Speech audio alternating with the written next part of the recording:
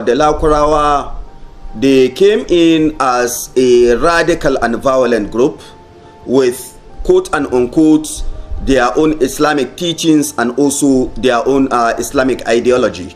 And the unfortunate thing is that they don't have a very good understanding of the religion, neither do they have an understanding of what exactly they want to do.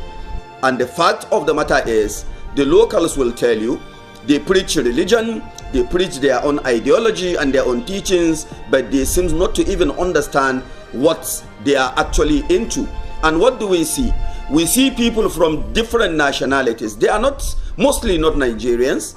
They are from Niger, from Burkina Faso, from Benin, from Mali, and other parts of the Sahel. But the most interesting thing about it is that, again, they don't even understand the language of each other. That is very clear.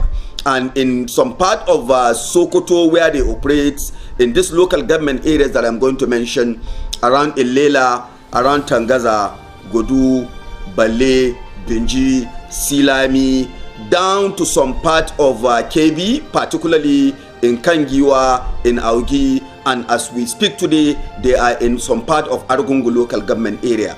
I think this is a threat, and a very fundamental threat, not only to Nigerian security, but to international security, and also it is an international threat.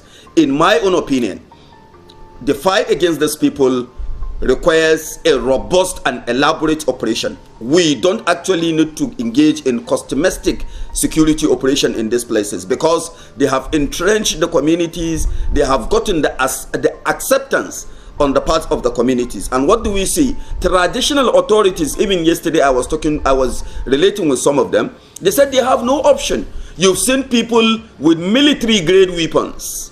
You wake up in the morning, you see them at night, you have no option other than to follow them.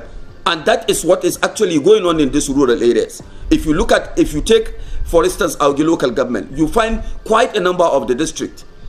Kwaido taken over by these people, Shafazane taken over. Most of these areas are actually under the control of this terrorist group. And they are, just like I said earlier, non-Nigerians. But the possibility of our local people supporting and joining them and accepting their ideology is actually on the increase, because they collect taxes. Not only collect these taxes, when they impose the taxes, they collect these taxes in cash, and they will also direct you. We are in so location at so point. We want so amount to be submitted or to be given to us. And at the end of the day, you will be the one to take the money. To the extent that in Arugungu, in Augi, in some part of Kangiwa, and even part of Sokoto states, around Tangaza, around Gudu and Silami, they have established a network in which this network serve as their agents.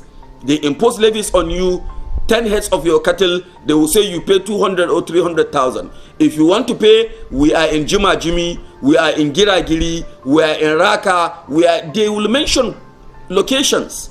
And you see people submitting, collecting this money, paying to them directly. They even know where to see them. They have their agents, the motorcyclists, that actually take individuals to some of these places. So in my own opinion, it is a very serious threat beyond our imagination.